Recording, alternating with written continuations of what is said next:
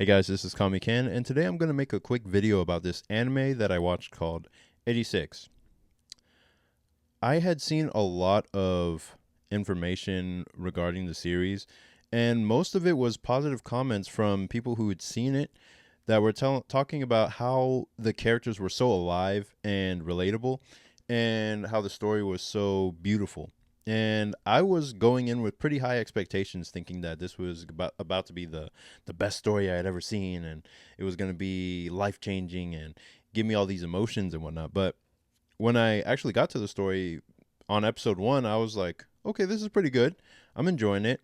But then the longer the series went on, the more I was disappointed, actually, where a lot of the humanity that I thought I was going to get out of the characters wasn't present in the story that I was actually seeing, and I didn't really understand why. I was trying to figure out, like, okay, what is it about these characters that I'm not feeling that extra spark from? Because all of them, they look good, they're well drawn, and the show is well animated, well executed, and all that, but I'm not feeling emotionally invested in these characters, in their lives, and I'm just like going from episode to episode, waiting for something to happen, waiting for something to actually take place that I'm actually like drawn into. And most of the time those things would only happen during the climax, uh where enough had been accumulated, enough story had accumulated to the point where it's like, okay, I guess it's time to to end it. It's time to climax and give the viewers what they're waiting for. But I was less than blown away, like I didn't really get what people were talking about when they were saying that 86 is this amazing life-changing event, and you should watch it. And maybe maybe I'm even overblowing how people uh describe the story, but they said it had actual human characters. But when I watched the characters acting on screen, they didn't really have much different personalities from any basic anime character you've seen in any other show.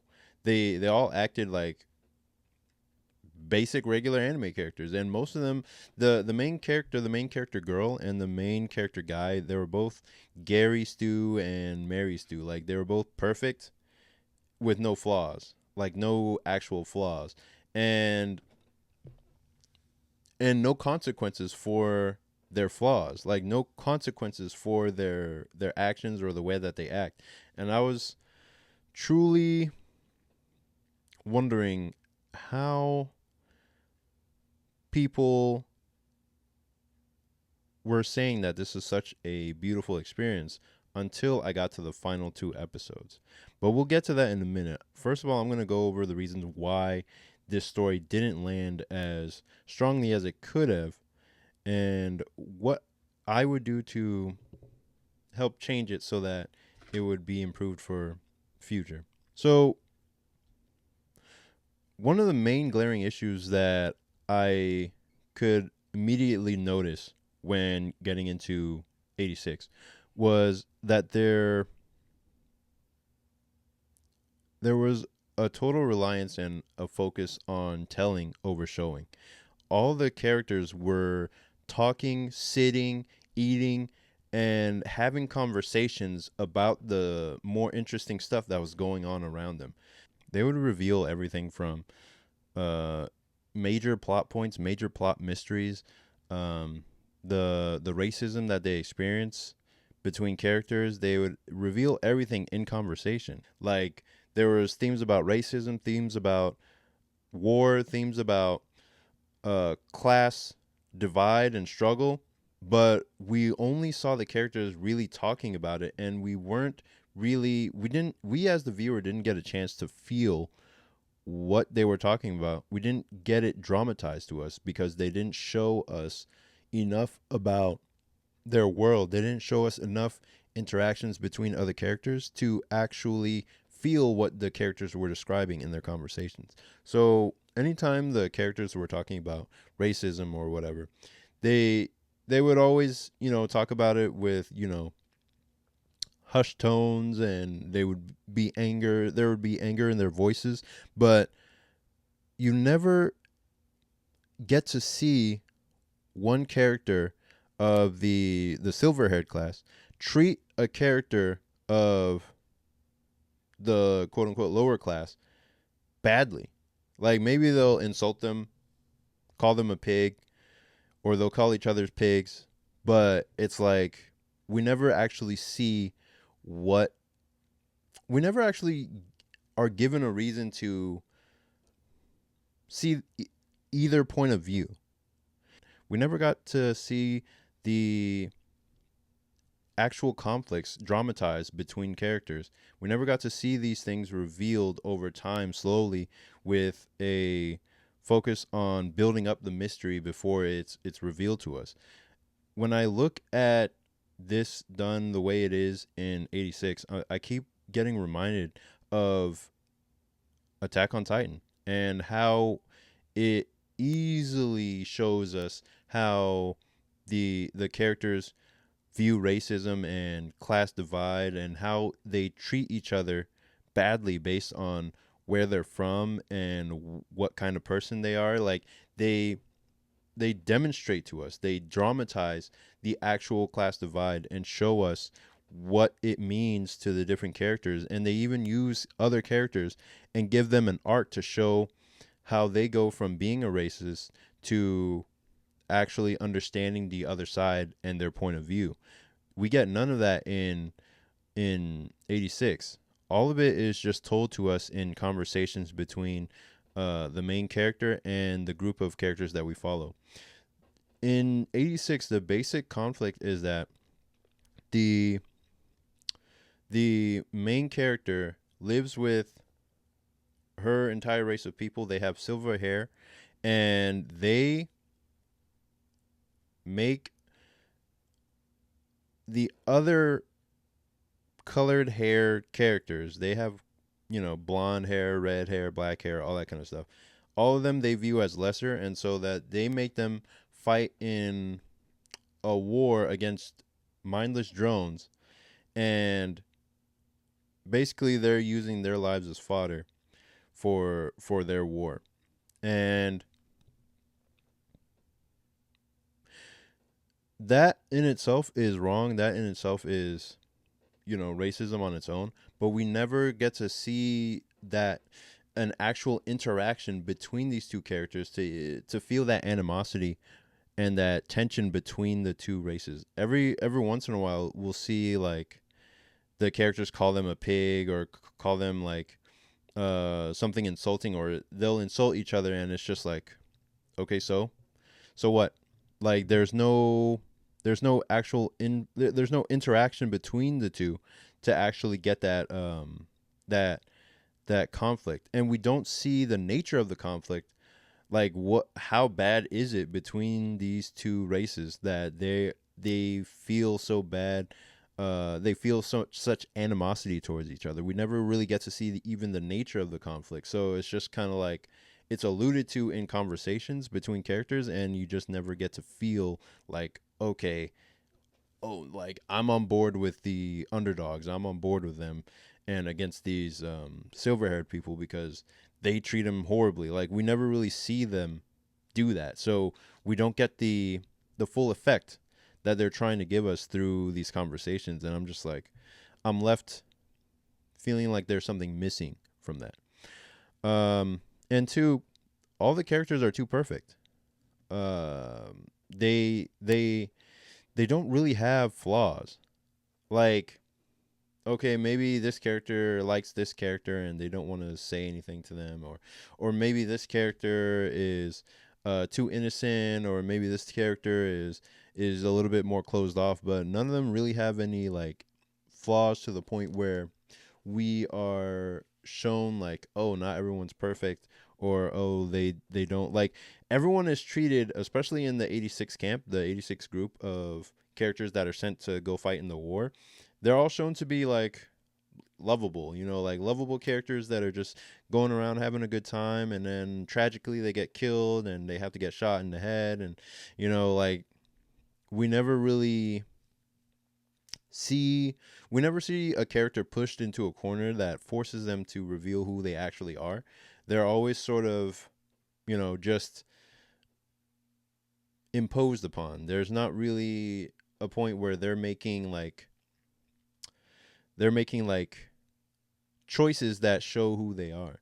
And that's what goes back to the five commandments of story and story grid, where if you have a character who wants something and then you have an opposing character who wants something else, there's going to be a conflict between those two characters, and then there's going to be a crisis point that pushes that character to reveal who they actually are, like what kind of choice they would make in that moment. And then we never get that moment for most of the characters, especially the five characters that we're left with by the towards the end of the series. We don't really get to see that moment for any of them. I do understand more and more about the main guy character, Shine Nozen. By the end, like I start to understand his point of view. Like, okay, this is why he is the way he is. But I like there's never any consequences for the way he acts or the what he does. And it's the same with the main female character where there's nothing, like she's perfect and there's nothing really wrong with her, and she doesn't really change as a character by the end, which is fine if you're not changing, but there's like there should be some type of conflict or some type of uh something there to really like challenge her and show who she is, or like let there be like consequences for the actions that she's taking. Like there's a point in the story where she actually uses she coerces she coerces one of her friends to use military resources to help out the 86, and she was denied that by the higher ups so many times, and they wouldn't let her use those things. But then she actually coerces one of her science friends to help her use it, and they save the 86. And then you would think that she would get in trouble with the higher ups after going against their word and helping those guys out.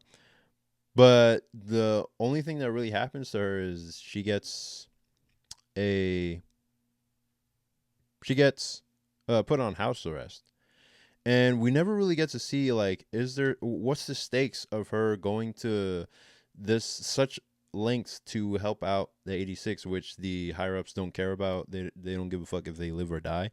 Like we don't see the stakes or what's truly the conflict of her going out and helping these people and going out of her way to help them. They put her on house arrest, but she's literally outside the day that she gets put on house arrest. Like she's visiting those quarters where they stay, and she said, "Oh yeah, I'm on house arrest, so I have nothing better to do." It's like there was literally no consequences for her taking that liberty to help those people out. Like they put her on house arrest, but it's like, so what? She just kind of can walk out of her house anyway, so it doesn't really matter. And yeah, and that's what I felt like for most of the series. It's like, what's why does any of this matter? What's the point of it? And it wasn't until really like the last two episodes that I thought like, wow, this last two episodes is really really beautiful. Like I really love the last two episodes. They're really great, and the whole time, um, and I guess I'll just go into the spoiler part of the video. The main characters, the main five characters, they actually split off from their respective home, and they find a new city, a new home. And the whole time I was waiting for Nozen to finally meet Lena in person, so that I could get that feeling of like, oh yeah, they finally met, and just be like, just get that, that emotional rush, but that emotional rush from them meeting together. But because most of the story felt kind of inconsequential, like, oh, they're doing this, and like sometimes they would get to action, like, okay, they're doing stuff here, and I'm like, oh, okay, cool, they're doing some type of action or whatever, and then it would immediately go back into conversation. Or like when they transferred from when they got saved and then transferred into this new location, I was like, oh, there's gonna be so much interesting conflict and stuff that's gonna happen with this.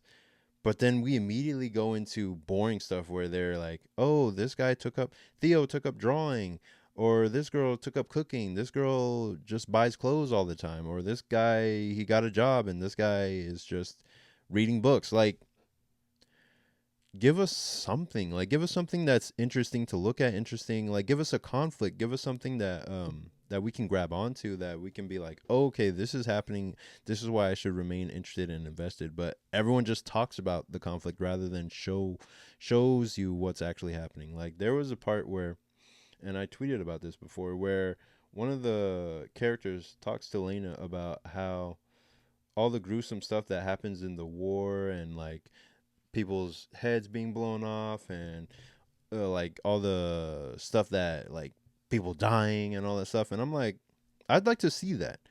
Not that I want to see like all the gore and violence and stuff, but it's like, dramatize that. Show us what's happening. Show us what you're talking about.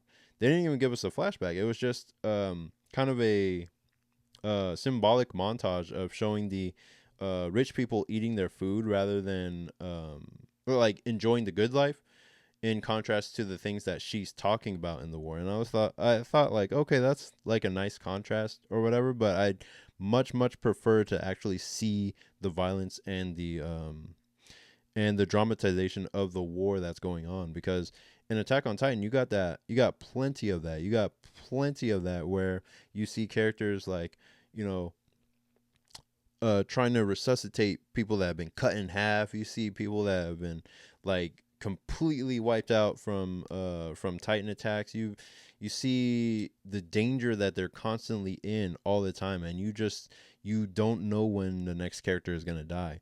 Versus in 86, like, it's just all the characters are having the good life and living the good life. None of them really have any flaws, and you're just like, okay, well, who's gonna be the next person to die? And then, am I gonna miss them when they die? And it's like, no, you just you're just like, oh, they got shot. Oh man. Okay, well, the characters actually move on really quickly from whenever somebody dies. In fact, it's like they're desensitized to it, and I like that detail. And I like that they didn't really even discuss it much. But um, whenever a character died, it was almost as if nothing really happened. Um, the the main characters in the 86 camp, they were so used to death that it just kind of they just kind of passed over it. And they were always in a good mood because they knew they would die quickly, or they would die at some point. So they would always be in a good mood. And I was just like, okay, that's an interesting detail to keep note of. Um, but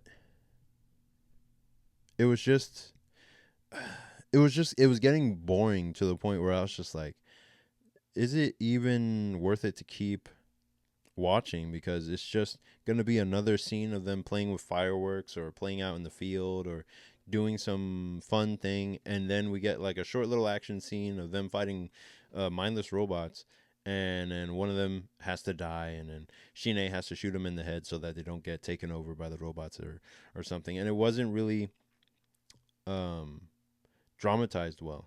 And yeah, that was my problem with most of the story of 86. It was a good story, and then the last two episodes were the best out of the entire series. But there was so much revealed, especially mysterious elements. Like, the mystery of the story was revealed in conversation, major plot beats were revealed in conversation. It's like everything that you're talking about would be more interesting to see rather than to hear you two talking about it over tea or over in your bedrooms or whatever. I want to see the danger. I want to see the threat and the conflict that you have. And it was more like kind of a feel good anime. It was more like war light, diet war. It wasn't. It was more focused on emotion rather than visceral feeling, visceral impact, visceral um yeah, like it didn't focus on the visceral emotion of war. It was more like the discussion of it. And you'd get the main girl like reacting to it like, "Oh no," like, but you'd never see what they're talking about. You'd never see the class divide, the class racism that they were experiencing to really get the full effect of what that war was about. Like the characters would talk about they would talk about, "Oh, they're a pig," or they would call each other's pig, like, "Oh, the white pigs, the ones that have silver hair." They would insult them, and then they would get insulted back. They would be called pigs. But there was no demonstration or dramatization of the conflict between those two classes, those two characters, those two classes of characters, those two races. And we'd never really got the full dramatization of the conflict, the full measure of the conflict between those two characters, because it was never dramatized. So it felt like it was forced. Well, it didn't really feel like it was forced. It just felt like it didn't have any weight to it because we never got to see what those characters were going through. And that's why I didn't enjoy 86 as much as I possibly could have. The last two episodes were great, but I wouldn't revisit the series just because there wasn't anything to really grab me besides that promise of those last two episodes. Like, I heard that they were good, so I wanted to see all the way up until that point. There was just enough in each episode to pull me along to the next, but it didn't have those narrative like stakes and um that narrative pull to keep me like super invested and glued to seeing what happens next. Um, but the second opening was so good that I was just like, man, this story must be about something really deep and cool because that second opening looks really dope. Like it's beautiful, and then the second opening is just like the song is really good. So I was just like, well, like maybe I'll finish the series and see if it's really worth it. But yeah, maybe it improves in the light novels because there's always room for improvement, and this is just the early bit of the story. So maybe it gets better and better over time as it goes. But yeah, that was just my issue with it, and yeah, let me know what you think down in the comments, and if you need help with your story and what you're creating, go ahead and check out my last video I did on storytelling, which is about the story structure of Kishotenketsu. It will show you exactly how stories are structured in a way that you can um, model your own stories after and then put out better work. And I feel like this is something that 86 could have really used and to improve their storytelling and make it more of a draw to the reader. And if you need personal one-on-one help, I'm available. Just hit me up in the comments or check out the link in the description, and we can set up a call to work on your own project and improve it, take it to its maximum potential for storytelling. And yeah, I'll see you in the next one. Peace.